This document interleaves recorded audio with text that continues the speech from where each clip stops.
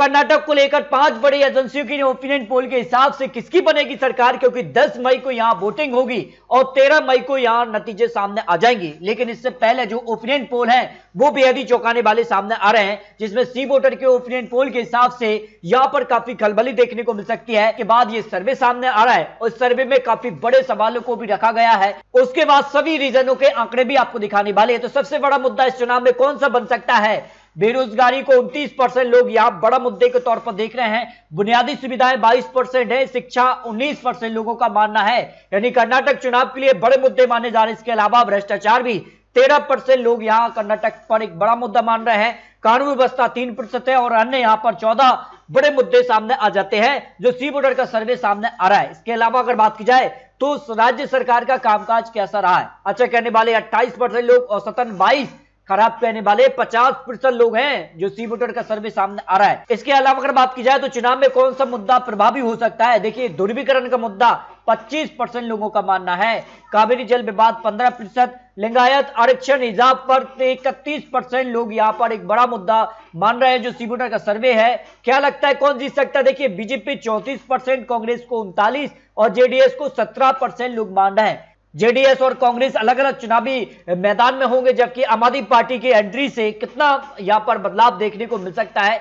इस पर 5 बड़ी एजेंसी की ओपिनियन पोल। लेकिन सबसे पहले बात करते हैं सी वोटर का जो सर्वे है, उस हिसाब से 224 सीटों में से जो रीजन वाई आंकड़े यहां पर सामने आ रहे हैं। देखिए, यहां पर मुंबई कर्नाटक की 50 सीटें हैं, कोस्टल कर्नाटक की 21, ओल्ड मैसूर की 55 सीटें आ जाती हैं, हैदराबाद कर्नाटक से 31 और सेंट्रल कर्नाटक जो कि बीजेपी का गढ़ है उस पर 35 और ग्रेटर बेंगलुरु की 32 सीटें आती हैं। तो एक एक रीजन के आंकड़े आपको दिखाएंगे। अंत में 5 बड़ी एजेंसियों के ओपिनियन पोल भी सामने आ रहे हैं। तो शुरुआत करते हैं सी वोटर के सर्वे के हिसाब से ग्रेटर बेंगलुरु रीजन की यहां 32 सीटें आती हैं और 32 सीटों का जो ओपिनियन पोल है, जो यहां वोट शेयर सामने आ रहा है, उसमें बीजेपी को 37% वोट शेयर, कांग्रेस को 39% वोट शेयर, जेडीएस को 20% और अन्य के पक्ष में 4% वोट शेयर जा सकता है। इस बार जो बदलाव देखने को मिला है, कांग्रेस जेडीएस अलग अलग चुनावी मैदान में है, जबकि आम आदमी पार्टी चुनावी मैदान में उतर गई है और 35 सालों के इतिहास में हर 5 साल में यहां सत्ता बदल जाती है। तो इस हिसाब से वर्तमान में बीजेपी की सरकार है और यहां पर किसका पलड़ा भारी नजर आता है,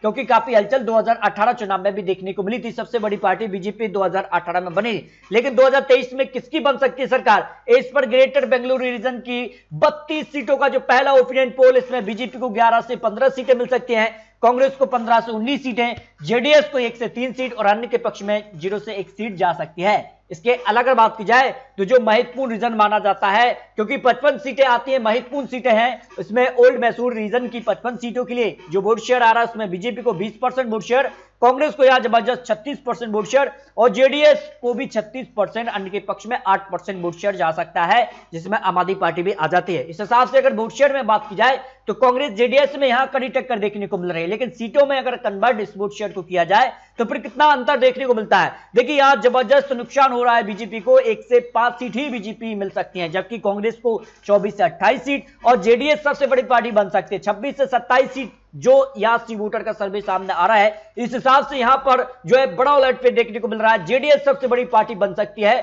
जबकि बीजेपी यहां पर सिमटती नजर आ रही, जो ओपिनियन पोल सामने आ रहा है। इसके अलावा अगर बात की जाए तो सेंट्रल कर्नाटक की 35 सीटें आती हैं। इन 224 सीटों के लिए सेंट्रल कर्नाटक सबसे महत्वपूर्ण माना जाता है बीजेपी के दृष्टिकोण से भी। तो यहां का देखिए क्या आंकड़ा बन रहा है, यहां बीजेपी को 38% वोट शेयर, जबकि कांग्रेस को यहां 41% वोट शेयर और जेडीएस को 13% वोट शेयर और अन्य के पक्ष में 8% वोट शेयर जा रहा है, जो 35 सीटें सेंट्रल कर्नाटक से आती हैं। और इस वोट शेयर को कन्वर्ट सीटों में किया जाए तो कितना अंतर यहां देखने को मिला? देखिए, बीजेपी यहां पर 12 से 16 सीटों पर आ रही है, जबकि कांग्रेस सबसे बड़ी पार्टी बन सकती है 18 से 22 सीट, जेडीएस सिमट सकती है 1 से 2 सीटों पर और अन्य के पक्ष में 0 से 1 सीट जा सकती है।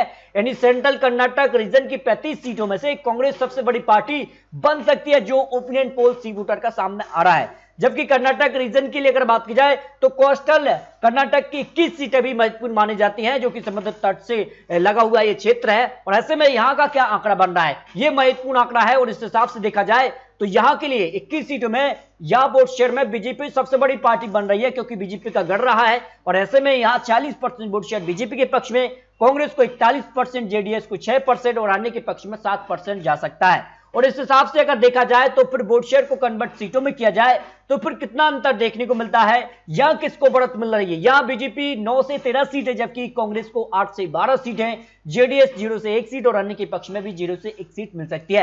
यानी कोस्टल कर्नाटक रीजन में बीजेपी सबसे बड़ी पार्टी बन सकती है, लेकिन यहां पर भी कांग्रेस यहां पर सीधे तौर पर कड़ी टक्कर देती नजर आ रही है, जो सी वोटर का सर्वे सामने आ रहा है। जबकि हैदराबाद कर्नाटक रीजन की 31 सीटें आती हैं और ये काफी महत्वपूर्ण है, और यहां बीजेपी को 37% वोट शेयर जा सकता है, जबकि कांग्रेस को यहां 44% वोट शेयर, जेडीएस को 13% वोट शेयर और अन्य के पक्ष में 6% वोट शेयर जा सकता है।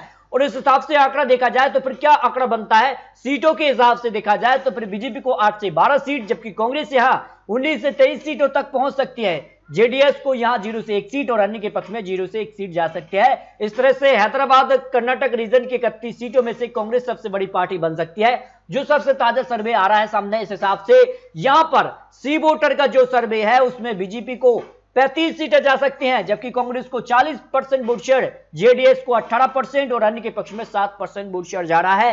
यानी कर्नाटक का जो पहला ओपिनियन पोल जो सामने आ रहा है सी वोटर के सर्वे हिसाब से 224 सीटों में से यहां पर कांग्रेस को सबसे ज्यादा वोट शेयर जा रहा है, लेकिन सीटों में जब इस वोट शेयर को कन्वर्ट किया जाता है तो फिर कितना अंतर देखने को मिलता है, क्योंकि हर 5 साल में यहां सत्ता बदल जाती है। उस हिसाब से बीजेपी को 68 से 80 सीटें जा सकती हैं, कांग्रेस को 115 से 127 सीटें, जेडीएस को 23 से 35 सीटें और अन्य की बात की जाए तो 0 से 2 सीट मिल सकती है। यानी सी वोटर के सर्वे के हिसाब से यहां पर 68 से 80 सीटें बीजेपी के पक्ष में, लेकिन कांग्रेस को बहुमत का आंकड़ा जो 113 है उसको कांग्रेस पार करते नजर आ रही है, जो पहला ओपिनियन पोल सामने आ रहा है। इसके अलावा अगर बात की जाए तो जी न्यूज का जो ओपिनियन पोल सामने आ रहा है कर्नाटक की 224 सीटों के लिए, इसमें बीजेपी को 96 से 106 सीटें मिल सकती हैं, जबकि कांग्रेस यहां 88 से 98 सीटें और जेडीएस को 23 से 33 और अदर की बात की जाए तो 2 से 7 सीटें मिल सकती हैं।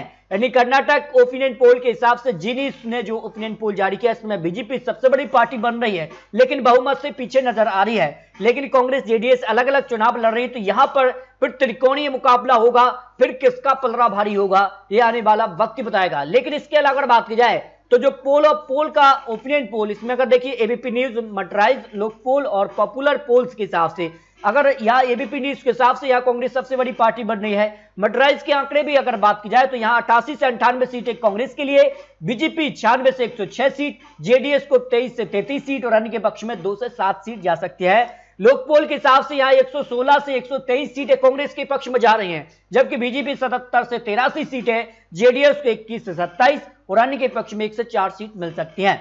जबकि पॉपुलर पोल्स के हिसाब से अगर आंकड़ा देखा जाए तो 82 से 87 सीटें यहां कांग्रेस के पक्ष में और बीजेपी को 82 से 87 यानी बराबर की टक्कर यहां देखने को मिल सकती है, और 42 से 45 सीट जेडीएस और अन्य के पक्ष में 0 सीट जा सकती है। यानी सभी एजेंसियों के अगर एवरेज आंकड़े की बात की जाए तो फिर देखिए कांग्रेस को 108 तक आंकड़ा बन रहा है, 100 से 108 कांग्रेस का आंकड़ा बन रहा है, जबकि बीजेपी 81 से यहां 89 सीटों पर आ रही है, जेडीएस को 27 से 35 सीट है और अन्य के पक्ष में 1 से 3 सीट दिखाई दे रही हैं। इस हिसाब से कर्नाटक ओपिनियन पोल के हिसाब से जो एवरेज आंकड़ा है उस हिसाब से कर्नाटक में किसी को बहुमत मिलता नजर नहीं आ रहा है।